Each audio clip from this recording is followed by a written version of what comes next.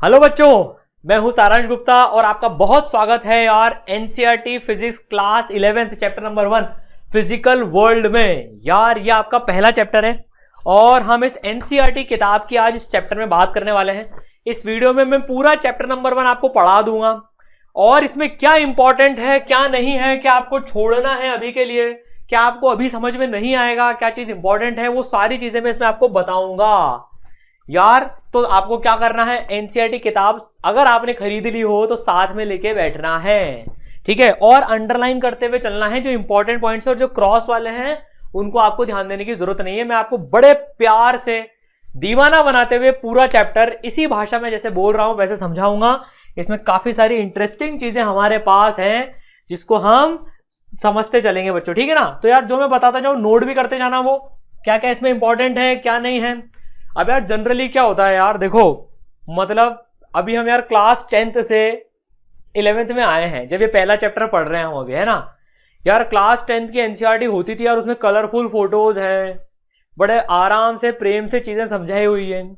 Generally क्या होता है, जो पहला चैप्टर होता है ना यार, ये जब बच्चे इसको पढ़ लेते हैं तो यार उनकी बैंड बज जाती है और वो ये समझते हैं यार फिजिक्स में क्या हो गया यार, ये इस चैप्टर में कत्लेआम हो जाता है बच्चों का। क्योंकि यार इस चैप्टर में ऐसी ऐसी टर्म्स हैं जो आप बाद में सीखोगे, लेकिन एनसीईआरटी वालों ने यार अभी डाल दिए इसमें, और बच्चे को लगता है मुझे पहला चैप्टर ही समझ में नहीं आया यार, ये क्या हो गया। तो यार घबराने की जरूरत नहीं है।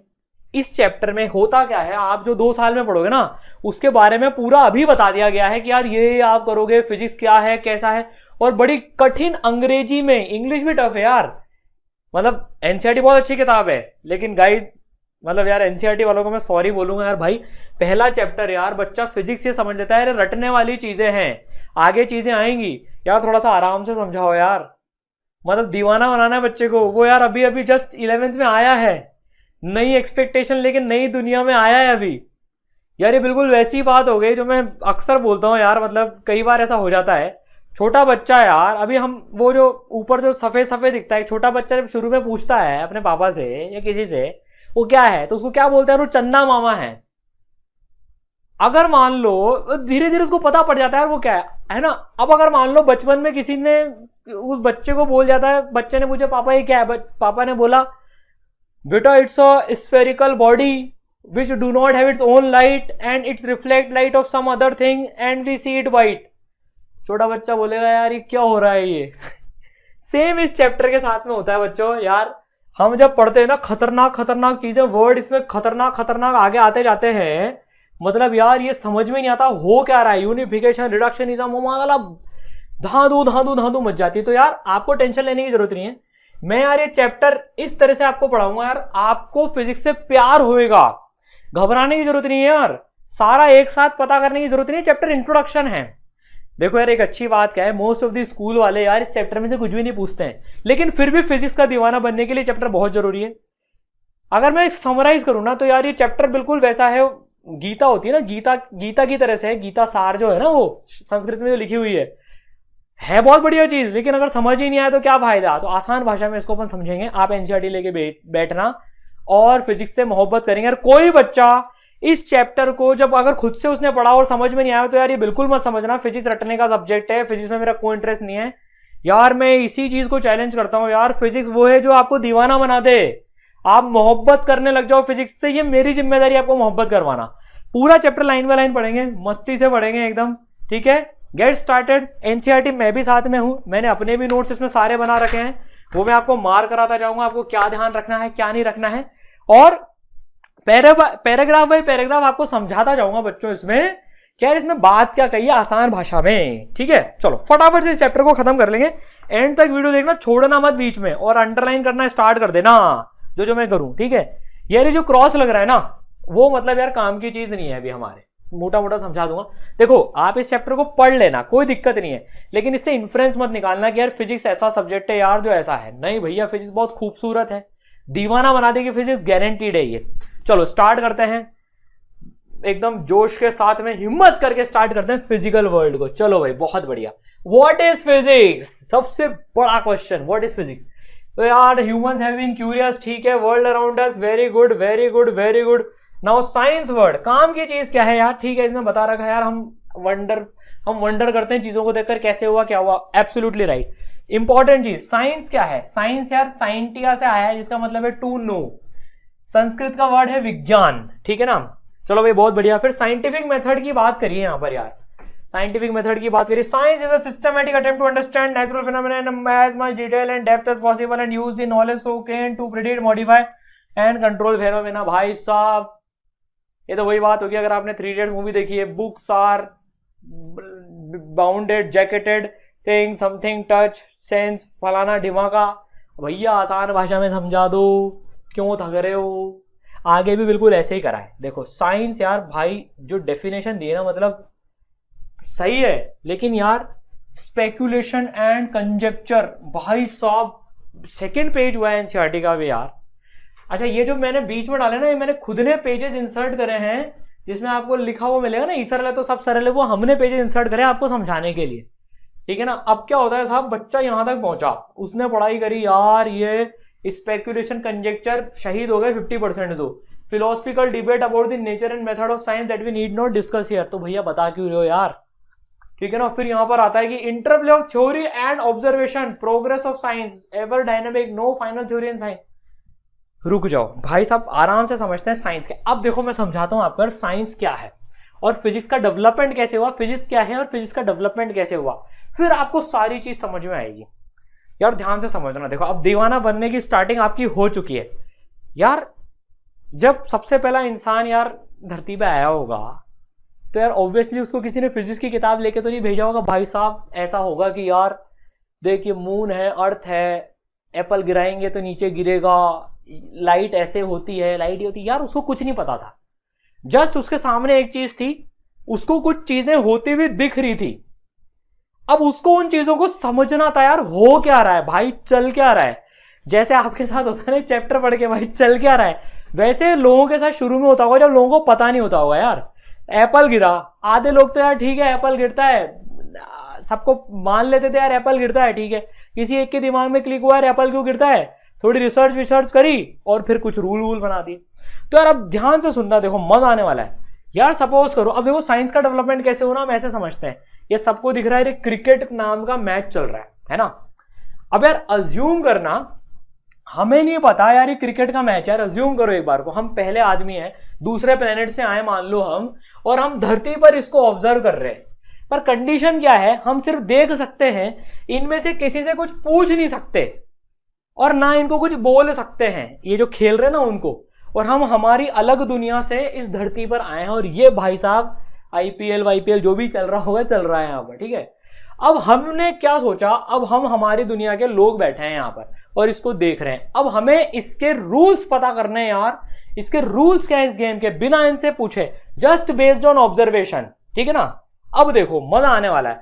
अब साहब बैठ के देख रहे हैं, ठीक है, एक आदमी ने गोला कुछ लिया फेंका और ये एक आदमी हाथ में पता नहीं क्या लेके खड़ा हुआ है और ये धमाधम मारे जा रहा है। और ये जिधर मार रहा है उधर की जनता दौड़ दौड़ के जो है इस गोले को पकड़ के वापिस इसको, इस आदमी को फेंक रही है, इधर फेंक रही है। और यहां पर एक टोपी वाला आदमी भी है, ठीक है ना, और एक टोपी वाला आदमी यहां भी खड़ा हुआ है। ऐसे मामला चलता जा रहा है, ठीक है ना। चलो हमने सबसे पहले नाम रख दिया, अभी हमने बोला गोले को बॉल और इसको बोला बैट, इसको बोला बैट्समैन, इसको बोला बॉलर, इसको बोला एम्पायर, नाम तो रख दिया हमने। अब क्या होगा, अब हम ऑब्जर्व कर रहे हैं, दूसरे ग्रह से आए हम लोग, अभी ऑब्जर्व कर रहे हैं साहब, ठीक है। एक आदमी आया, बॉल फेंकी, इसने मारा, काम हुआ, बॉल फेंकी मारा, भागा दौड़ी हुई, काम हुआ।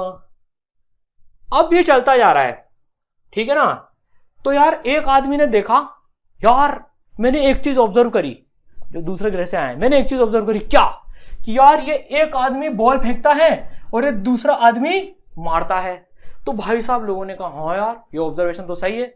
उसने कहा यार मैंने देखो नई चीज ढूंढी है, मेरे नाम का तुम रूल बनाओ, लॉ बनाओ। तो यार ठीक है साहब, तो रूल बन गया एक। तो मान लो बंटी ने ढूंढी, तो बंटीज रूल या बंटीज लॉ, ठीक है ना यार, बंटीज लॉ कि यार एक आदमी, एक बॉलर जो है, एक बॉलर बॉल फेंकेगा, एक बॉलर बॉल फेंकेगा, बॉल फेंकेगा, है ना। अब क्या हुआ साहब, फेंकेगा, ठीक है ना। अब ये बंटीज रूल हो गया, लोगों ने कहा यार बंटी इंटेलिजेंट है यार, सही बोल रहा है यार ये। अब क्या हुआ साहब, 6 बॉलें हो गई, 6 बॉलें हो गई। अब यार दूसरा फेंकने आ गया, सबने बंटी की तरफ देखा, अबे तेरा लॉ फेल हो गया यार, देख तेरा लॉ फेल हो गया। क्या बोला तूने, ये तूने बोला तो यही करेगा, तेरा लॉ तो फेल हो गया। बंटी ने कहा हाँ यार। तो लोगों ने कहा हटाओ यार, ये थ्योरी बकवास है, ये बंटी का जो लॉ है बकवास है, ये कुछ काम का नहीं है। तो बंटी ने कहा अभी रुक जाओ, मैं दूसरा बताता हूं देखो। तो यार क्या हुआ, इसने 6 बॉलें फेंकी, दूसरा आ गया, 6 बॉलें फेंकी, दूसरा आ गया। बंटी ने कहा यार रुको रुको, मैं थोड़ा सा मॉडिफाई करता हूं, मेरे को नया ऑब्जर्वेशन मिला। हर बॉलर, अब क्या हुआ था, उसने बोला यार हर बॉलर, बंटीज रूल, हर बॉलर 6 बॉल फेंकेगा, हर बॉलर 6 बॉल फेंकेगा। बंटी का लॉ आ गया भाई साहब, ये बहुत बढ़िया। अब एक नया आदमी आया प्लेनेट से, उसने देखा यार गेम चल रहा है, और एक आदमी ने लॉ दे दिया यार हर बॉलर 6 बॉल फेंकेगा। उसने कहा यार, उसने देखा यार हर बॉलर 6 बॉल फेंक रहा है। उसने कहा बंटी तू तो गॉड है यार, तूने सही लिखा यार हर बॉलर 6 बॉल फेंकेगा। बंटी ने कहा यार गजब यार, बिल्कुल सही बात। ठीक है, अब क्या हुआ था, बहुत सारे ऐसे लॉ बन गए कि यार, अब एक बबली ने भी कुछ चीज ऑब्जर्व करी कि यार जो है कि हर ओवर के बाद में, आफ्टर एवरी ओवर जो है साइड चेंज हो जाएगी। फिर ऐसे किसी ने जो है रणछोड़दास छांचड़ ने कुछ ठीक है, रणछोड़दास छांचड़ ने जो है कुछ एक अपना रूल बना दिया कि यार जब बॉल हवा में जाएगी और कोई उसको गुपच लेगा, पकड़ लेगा मतलब, तो यार ये एम्पायर उंगली खड़ा करेगा ऐसे, और ये आदमी आउट होके बाहर चल जाएगा। तो यार इसने बोल दिया कि कैच आउट का इसने रूल बना दिया, इसने कैच आउट का। अब क्या हुआ साहब, इनका दुनिया में नाम हो गया, क्योंकि इन्होंने यार मेहनत करके ऑब्जर्वेशन करके अपने नाम से लॉ बना दिए। अब जैसे नए नए लोग आ रहे हैं, अब वो लॉ को पढ़ रहे हैं सबसे पहले, यार हर बॉलर 6 बॉल फेंकेगा, आफ्टर एवरी ओवर चेंज होगी, और कैच आउट ऐसे ऐसे होता है, बैट्समैन या आउट ऐसे ऐसे होता है। अब क्या हुआ साहब, लोगों ने इनको बोला यार तो साइंटिस्ट हैं, गजब मचा है इन्होंने यार, और जिन्होंने जैसा बोला है वैसा का वैसा मामला चल रहा है, वैसा वो लोग ऑब्जर्व कर रहे हैं। अब एक बार क्या हुआ साहब, इसने बॉल फेंकी और इसने घुमाया बल्ला और इसने कैच पकड़ लिया। अब सबने बोला अरे देखो रणछोड़दास ने बोला था कि अगर ऐसा होगा तो ये एम्पायर ऐसे उंगली उठाएगा और ये जाएगा। लेकिन क्या हुआ, उस बारी में एम्पायर ने यूं के बदले कर दिया यूं। अब जब एम्पायर ने यूं कर दिया तो लोगों ने कहा यार ये तो यूं कर रहा है और ये तो जा ही नहीं रहा। तो सबने रणछोड़ की तरफ देखा, अबे तूने तो बोला था कि ये जाएगा, ये यूं करेगा तो ये जाएगा। रणछोड़ ने बोला भाई साहब एक्सेप्शन मिलियो, कुछ तो एक्सेप्शन आयो। यहां से फिर अब नया ऑब्जर्वेशन आया, तो इस रूल में चेंज होना पड़ेगा। फिर किसी ने इसके रूल को चेंज करा, मॉडिफिकेशन कर दिया इसके रूल में कि भैया ये तब नहीं होल्ड करेगा ये रूल जब लाइन के आगे पैर चला जाएगा और एम्पायर यूं करेगा। आप समझे क्या चल रहा है। ऐसे पूरी साइंस का डेवलपमेंट हुआ, लोग ऑब्जर्व करते गए, रूल्स, लॉज, थ्योरीज, मॉडल्स बनाते गए, पूरे नेचर को ऑब्जर्व करते हुए। तो ऑब्जर्व करा, थ्योरीज बनाई, देखा कि यार ऑब्जर्वेशन इस थ्योरी के अंतर्गत आ रहा है, बहुत बढ़िया। और अगर कुछ लफड़ा हो गया तो दूसरा साइंटिस्ट पूछ पड़ा, अबे तू गधेड़ा है, मैं बताता हूं तेरे को, देख ये होता है मामला। उसने अपने नाम की चिपका दी, फिर किसी ने अपने नाम की चिपका दी, तो ऐसे मामला चलता रहा और साइंस का डेवलपमेंट होता रहा। कुछ चीजें उसमें ऐसी बन गई, कुछ लॉज, कंजर्वेशन के लॉज ऐसे बन गए जिनका आज तक किसी ने गलत होने का वो नहीं देखा कि यार वो किसी भी कंडीशन में गलत हुए हो। तो यार वो कंजर्वेशन लॉज हैं, वैसे वो उनके बारे में पढ़ेंगे। वो आज तक एक भी एक्सपेरिमेंट ऐसा नहीं हुआ जिसमें वो गलत प्रूव हो गए हों।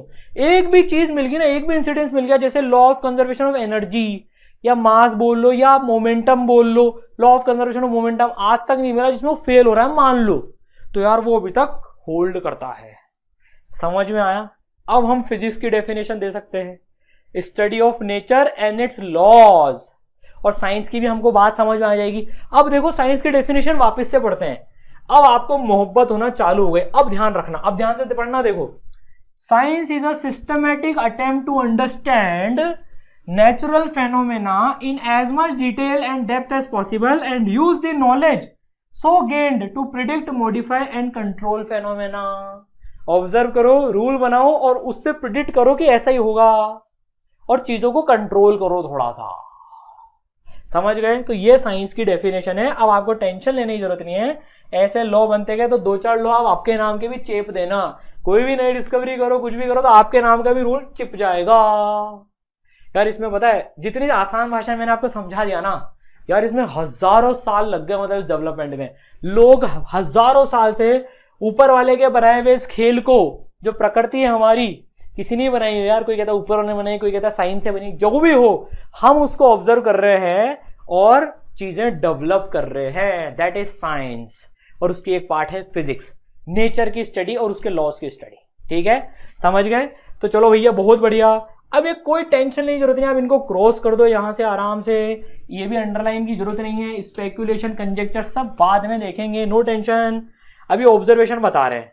अब जैसे बता रहे हैं टाइको ब्राहे साहब, एक टाइको ब्राहे नाम के आदमी थे, वो बैठ के ना तारे प्लेनेट वही ऑब्जर्व करते थे। इन्होंने अपनी जिंदगी तारे प्लैनेट्स इनको ऑब्जर्व करने बता दी। देखते रहते थे उनको और ऑब्जर्वेशन नोट करते रहते थे पेपर में। इन्होंने डेटा इकट्ठा करा ना, वो इनके जो स्टूडेंट थे, जो इनसे चालाक थे, जॉन्स केपलर, उन्होंने यूज कर लिया। तो ब्राहे साहब ने तो क्या करा, बहुत मेहनत का काम करा, बैठ के ना ऑब्जर्व करते रहे, ऑब्जर्व करते रहे, ऑब्जर्व करते रहे। और केपलर उनके स्टूडेंट थे। उसने कहा ब्राहे साहब यार आपका डेटा दे दो हमको पूरा। ब्राहे साहब ने कहा लो यार। और केपलर साहब ने उस डेटा में से ऑब्जर्वेशन करके अपने नाम के 3 लॉज निकाल दिया। बताओ आप, 3 लॉ ऑफ, जो केपलर के जो 3 लॉज है ना, ग्रेविटेशन में पढ़ोगे आप। तो भाई साहब टाइको ब्राहे नाम, उनका तो नाम आया नहीं और उनका स्टूडेंट जो है वो नाम ले गया। तो यार वैसे भी स्टूडेंट टीचर से ज्यादा स्मार्ट होते हैं, है ना? But there are exception. हर टीचर ऐसा नहीं होता टाइको ब्राहे जैसा यार, समझ गए? और हर स्टूडेंट केपलर जैसा भी नहीं होता है। तो ऐसा मत समझना कि हर स्टूडेंट टीचर से जो है ज्यादा होशियार होता है। बट एनीवे, समझ गए? तो यार यहाँ पर वो चीज लिख रही है। फिर यार यहाँ पर कोई काम ऐसी चीज नहीं, ठीक है आप पढ़ लेना, रीडिंग मार लेना, जितना समझ में उतना ओके है। तो मैंने आपको पूरा समझा दिया यार। ऐसे ना साइंटिस्ट आते हैं कि डिफरेंट चीजों के बारे में बात करते रहे। टेंशन मत लेना, रदरफोर्ड, बोर, ये सब पढ़ोगे आप भाई। 2 साल में पढ़ने के लिए 11th 12th पूरी फिजिक्स में सब समझ में आ जाएगा ये सारी चीजें।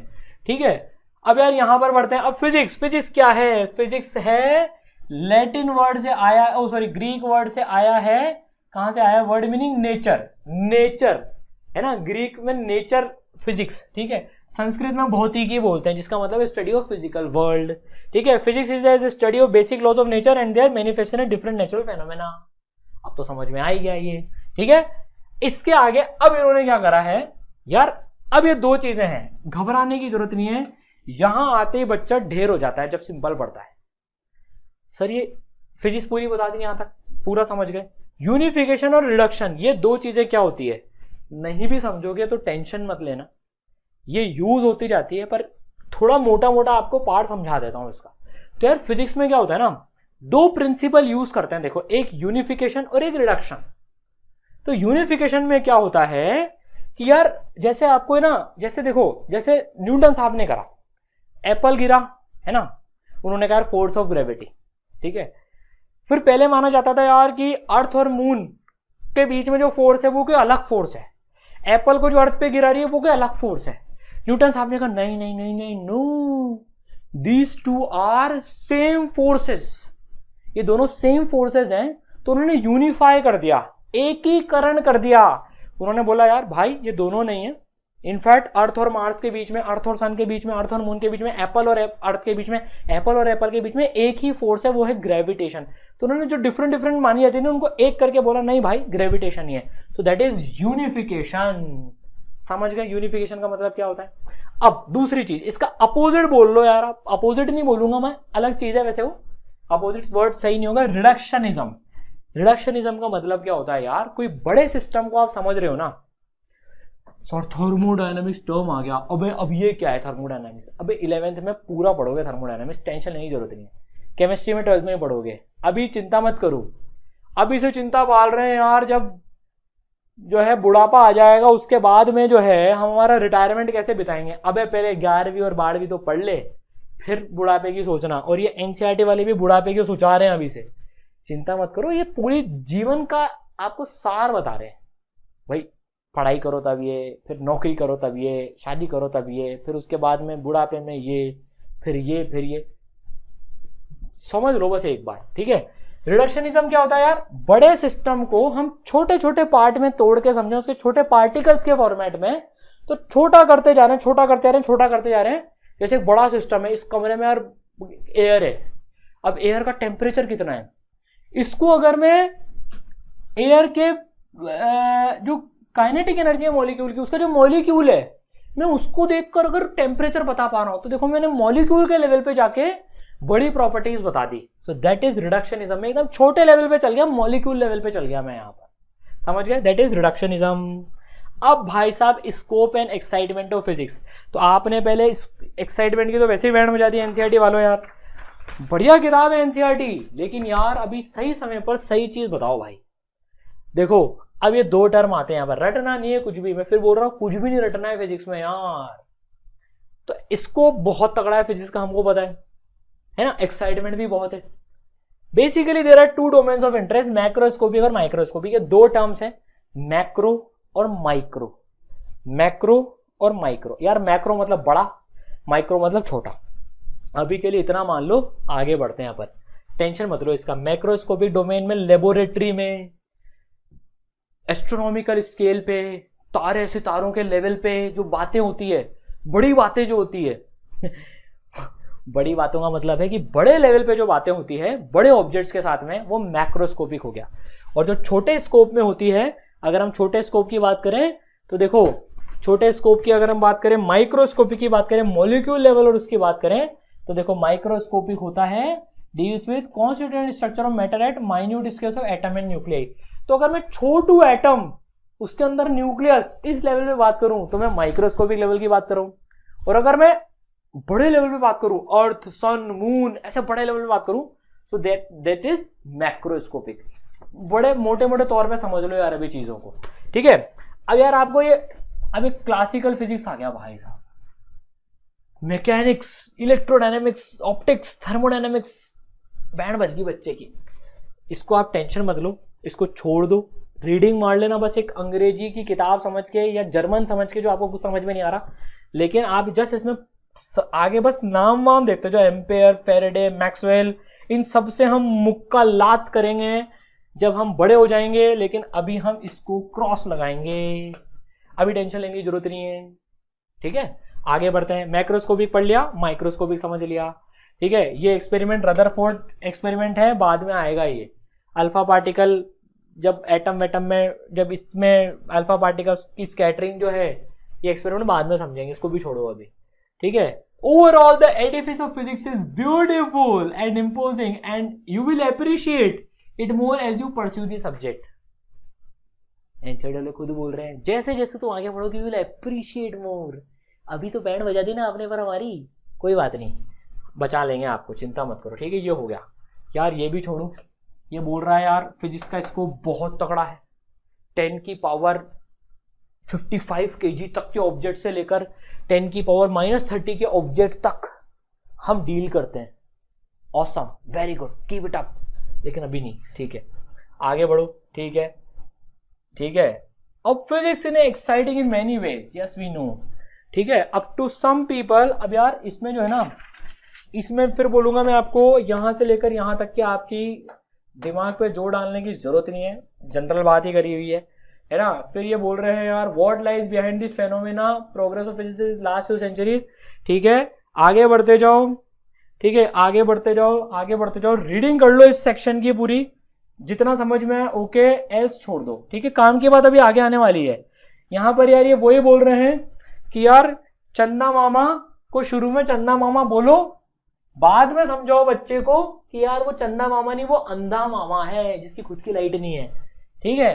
तो यार देखो ये बोल रहा है, a good feature strategy to focus first on essential features, discover the basic principles and then introduce correction to build a more refined theory. बहुत बढ़िया, आगे बढ़ो, काम की नहीं है। अब मैं ये 3 टर्म्स आपको बता देता हूं यार, ये 3 टर्म्स का मतलब समझ लो। वैसे तो सर ब्लू बॉक्स में है, ब्लू बॉक्स काम के नहीं होते, ना कोर्स में होते हैं ना उसमें होते हैं यार। वैसे भी इससे आपके कोई क्वेश्चंस आते ही नहीं है, ये तो हम मजे के लिए पढ़ रहे हैं। यार ये टर्म्स आपके आएंगे आगे, हाइपोथेसिस, एक्सियम और मॉडल। तो आपको मैं अभी क्लियर कर देता हूं, ये आपके बाद में काम आएगी चीज ये, ठीक है ना। ऐसा मत समझना सर ने एक्स्ट्रा पढ़ा दिया, हम बिल्कुल एनसीईआरटी के लेवल का फॉलो कर रहे हैं। देखो यार, ये जो पूरी चैप्टर में पढ़ा रहा हूं ना, ये क्लास 11th का बच्चा हो, कोई से भी बोर्ड का हो, जेई की तैयारी कर रहा हो, नीट की तैयारी कर रहा हो, सबके लिए रेलेवेंट है, ताकि आप इस एनसीईआरटी नाम की किताब से डरो नहीं, है ना। और हंसते खेलते हम फिजिक्स को दीवाना बनते हुए आगे बढ़ते हैं, ठीक है। अब देखो, सबसे पहला टर्म है हाइपोथेसिस। यार हाइपोथेसिस क्या है? हाइपोथेसिस का मतलब क्या होता है? हाइपोथेसिस का मतलब होता है अजम्पशन, अज्यूम करना, कुछ चीज को मानना। जैसे कि न्यूटन साहब ने, क्या हुआ, आप 10वीं क्लास में या 9वीं क्लास में पढ़ के आए हो ना, लॉ ऑफ ग्रेविटेशन, न्यूटन साहब universal law of gravitation, G m1m2/r², है ना। तो यार न्यूटन साहब ने एक चीज बोली कि यार उन्होंने बहुत सारी चीज ऑब्जर्व करी थी, एप्पल गिरता हुआ, अर्थ और मून अट्रैक्ट हो रहे हैं, अर्थ और सन अट्रैक्ट हो रहे हैं। तो उन्होंने क्या बोला, उन्होंने बोला यार एक काम करो, अज्यूम कर लो, मान लो कि यार जो फोर्स है ना अर्थ और मून के बीच में, वो दोनों के मास के प्रोडक्ट के प्रोपोर्शनल है और 1/r² के प्रोपोर्शनल है, ऐसा मान लो। अगर तुमने ऐसा मान लिया ना, तो जो भी ऑब्जर्वेशन है ना, वो सारे के सारे सही हो जाएंगे इस अजम्पशन से, इस हाइपोथेसिस से। तो हाइपोथेसिस क्या होता है? एक अजम्पशन मानना होता है। यार ये मान लो, और जो सब चल रहा है ना, वो सब जो माना है उससे आपको प्रूव हो जाएगा, मतलब प्रूव नहीं होएगा, प्रूव गलत वर्ड है, वो आपका वैलिडेट हो जाएगा। जो मैंने माना है ना, ये सारे ऑब्जर्वेशन उस चीज को फॉलो कर रहे हैं। तो यार ये हाइपोथेसिस लेना होता है। भाई किसी ने बताया तो है नहीं ऊपर से आकर कि भाई साहब ये एक्चुअल में हो रहा है, हमें तो ऑब्जर्व करना है। तो न्यूटन साहब ने, तो ये हाइपोथेसिस का मतलब क्या होता है? पहले से मान लो, सारे ऑब्जर्वेशंस अगर उस मानने के हिसाब से हो जाएं तो फिर वो लॉ बन जाता है। तो यार न्यूटन्स लॉ ऑफ ग्रेविटेशन किसी ने प्रूव नहीं करा है आज तक, बस ये अभी तक इसलिए चल रहा है क्योंकि एक भी चीज ऐसी नहीं मिली अभी तक जो इस लॉ को फॉलो नहीं करती हो, जो इस अजम्पशन को फॉलो नहीं करती हो। अगर आपने एक भी चीज ऐसे ढूंढ ली ना जो इस यूनिवर्सल लॉ ऑफ ग्रेविटेशन को फॉलो नहीं करती हो, तो आज ही पता है सारी किताबों में से, हिस्ट्री में से इसका नाम हट जाएगा। लेकिन आज तक किसी को मिली नहीं, इसलिए अभी तक भी ये चीज स्टैंड अलोन वैलिड होती है। तो हाइपोथेसिस समझ गए, मान लो, और सारी चीजें अगर हो रही हैं तो वो हाइपोथेसिस मतलब हमारा अजम्पशन सही है, ठीक है। ये हुआ हाइपोथेसिस। अंग्रेजी इसके समझोगे समझ में नहीं आएगा मोस्टली लोगों को, इसलिए मैंने आसान भाषा में समझा दिया।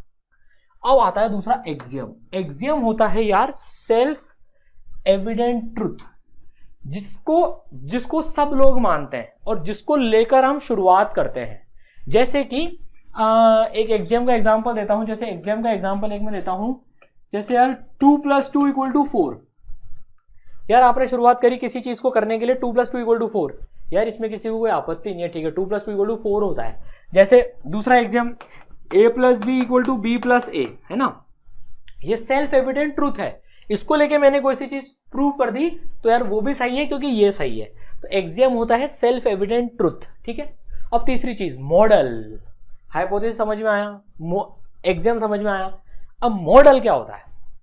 मॉडल होता है एक पूरी थ्योरी, पूरी एक थ्योरी जो कोई आदमी प्रपोज करता है।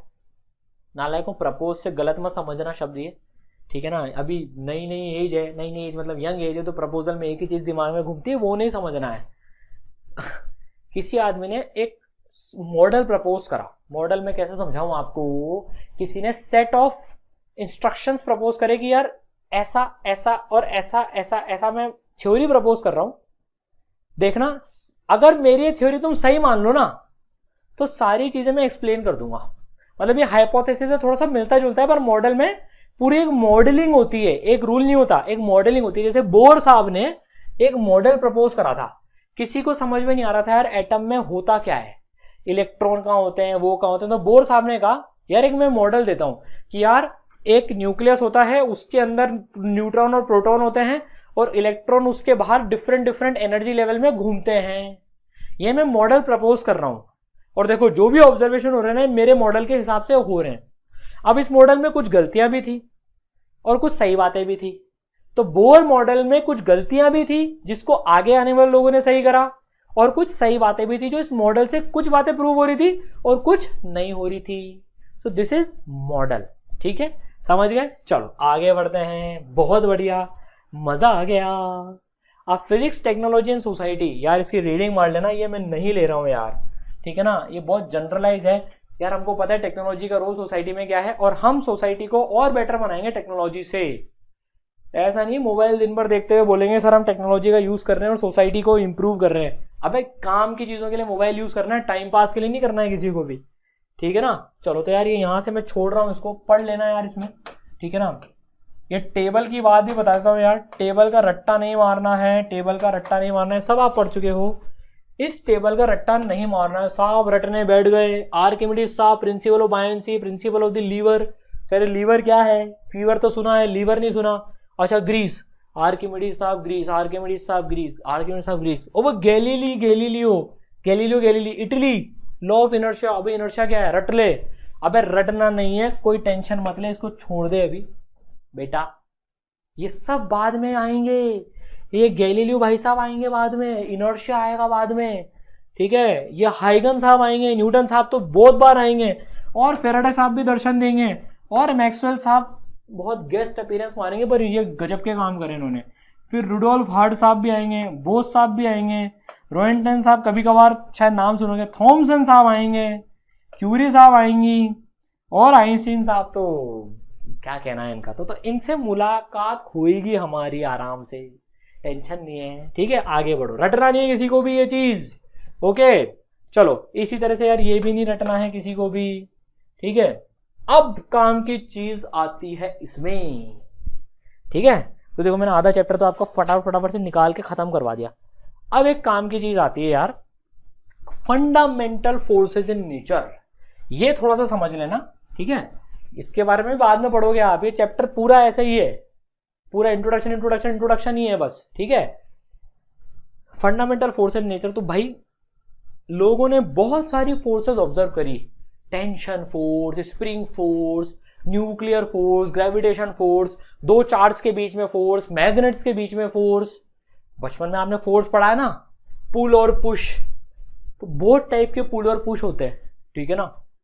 तो यार रस्सी में फोर्स, तो लोगों ने क्या बोला यार ठीक है बहुत टाइप की फोर्सेस हैं, पर जो फंडामेंटल है ना, 4 फंडामेंटल फोर्सेस लोगों ने ढूंढी कि यार इन 4 की मदद से हम बाकी सारी फोर्सेस को एक्सप्लेन कर सकते हैं।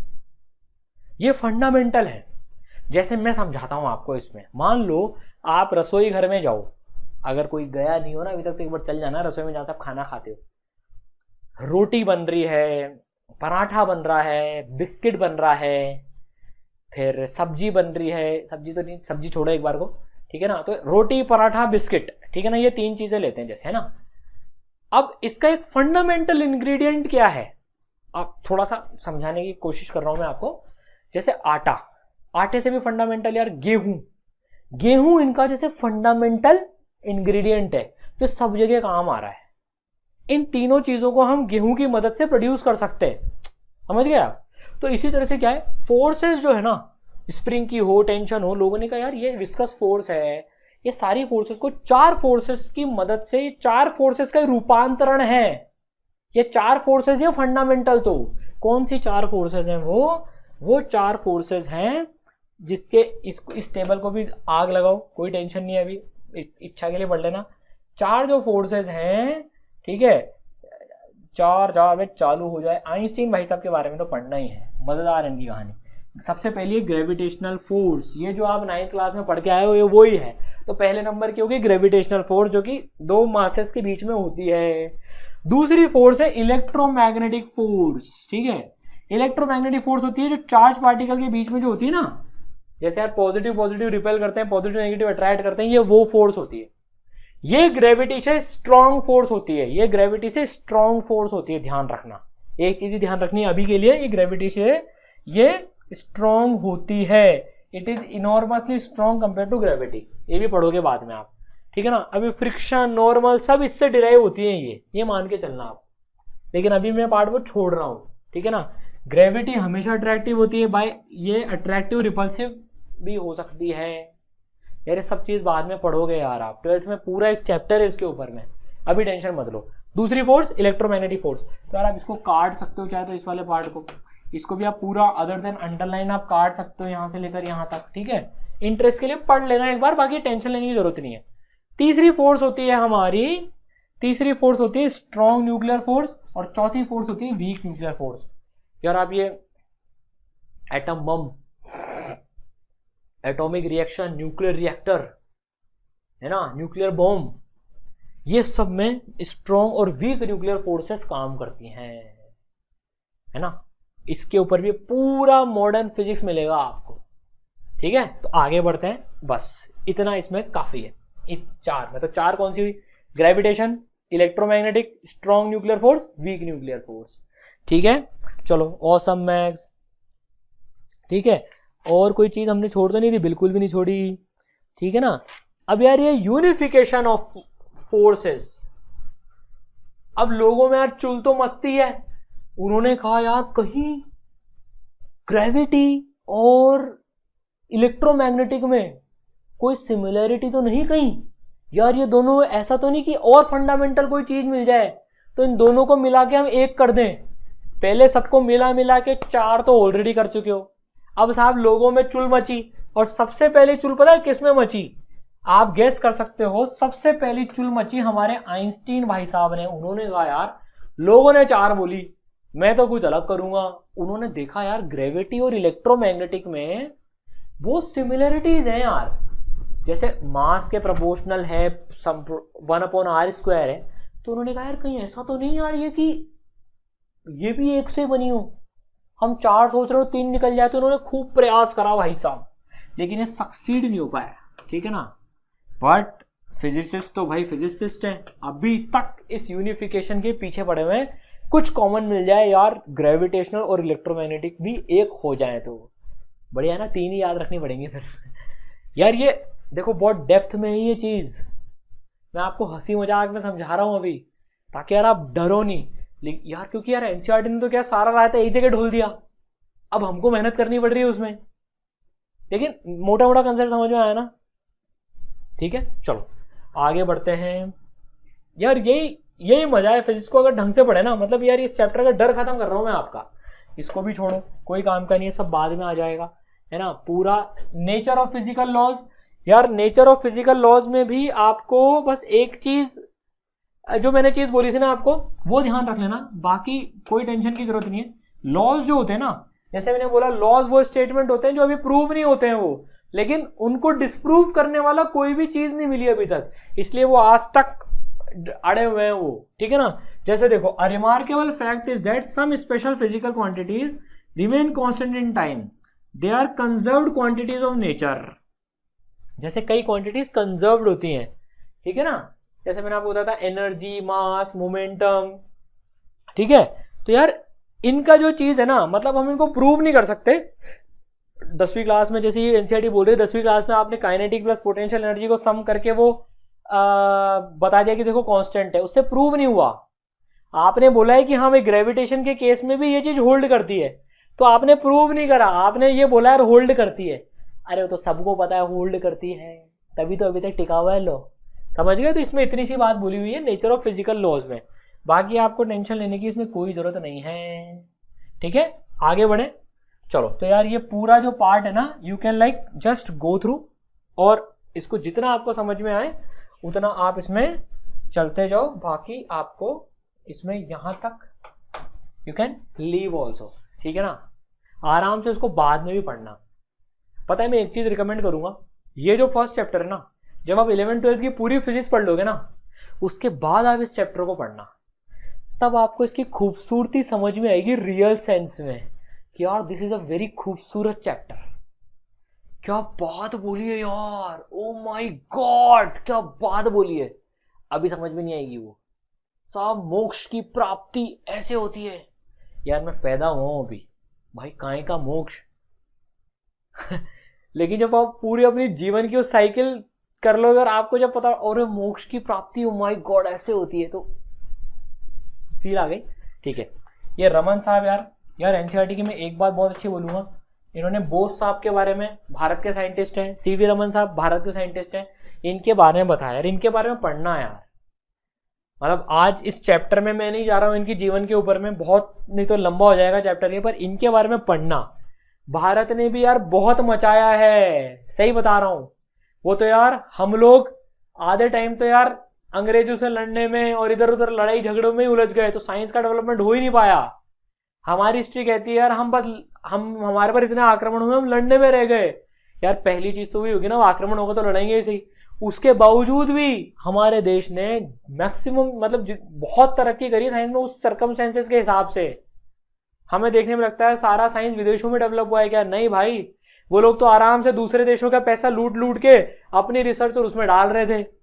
तो यार ऑब्वियस सी बात है, एक आदमी लग्जरी में जी रहा है, उसके पास संसाधन भी पूरे हैं, तो यार वो ज्यादा डिस्कवरी ऑब्वियसली वैसे भी करेगा। तो यार ऐसी कोई बात नहीं है, मौका तो देते भाई साहब, तब बताते करके, और बताया भी है। तो यार ऐसा मत समझना कि यार इसमें सारे विदेशी साइंटिस्ट है, भारत के तो बहुत कम है।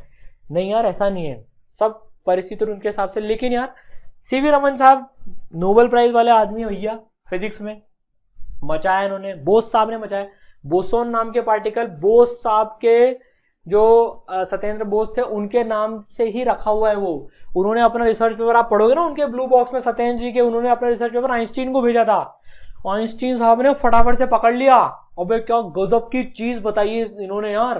और उन्होंने फिर आइंस्टीन बोस नाम से थ्योरीज निकाली फिर वो। लेकिन बेसिक आइडिया तो यार बोस साहब का था उसमें। चलो जो भी है हिस्टोरिकल चीज है, लेकिन दिस एग्जाम में नहीं पूछेंगे, लेकिन यार पता होना चाहिए यार, हम भारत में रहते हैं और हमें पता होना चाहिए चीजों के बारे में, ठीक है। अब यार ये एनर्जी कांस्टेंट है यार, इसमें मैंने कुछ मार्क करी इंपॉर्टेंट चीज आपके लिए, ये भी आप छोड़ सकते हो। एनर्जी स्केलर क्वांटिटी है, ठीक है, वेक्टर में पढ़ लेंगे अभी स्केलर और वेक्टर क्या होती है। अभी यहाँ पर कुछ नहीं बातें हो रही है, यहाँ पर we can leave it till here, ठीक है। अब यार ये जो पैराग्राफ है ना, ये लास्ट पैराग्राफ है। अब ये कौन आया नीचे? ओके, मुकेम्बो खुश हुआ। क्यों खुश हुआ? क्योंकि चैप्टर खत्म हुआ। यहाँ पर चैप्टर हमारा खत्म हुआ और हमारे मुकेम्बो साहब जो है वो खुश हुए, ठीक है। अब देखो यार, पर मैं ना ज्ञान की बात मैंने लिखी है यहाँ पर यार, ये पैराग्राफ पता है मुझे बहुत अच्छा लगता है। मतलब इसमें ऐसी बात बोली ना यार, मतलब आप इसके डेप्थ में जाओगे ना, आपको लगेगा यार क्या को रिलेशन है, मतलब सिमेट्री, आइसोट्रोपी ऑफ स्पेस। क्या होता है सर ये आइसोट्रोपी ऑफ स्पेस? और यहां पर एक चीज और बताता हूं आपको, symmetry of nature with respect to translation in time. Sir सब ऊपर से जा रहा है। अरे मैं आपको समझा नहीं रहा हूं, मैं बस बता रहा हूं। आप थोड़ी फिजिक्स पढ़ लो या 11-12 पूरी पढ़ लो ना, तो यार इस पैराग्राफ को तो वापस से पढ़ना आप। ये बोल रहा है यार, ये जो लॉज है ना, ये जो लॉज है यार, ये आइसोट्रोपी ऑफ स्पेस।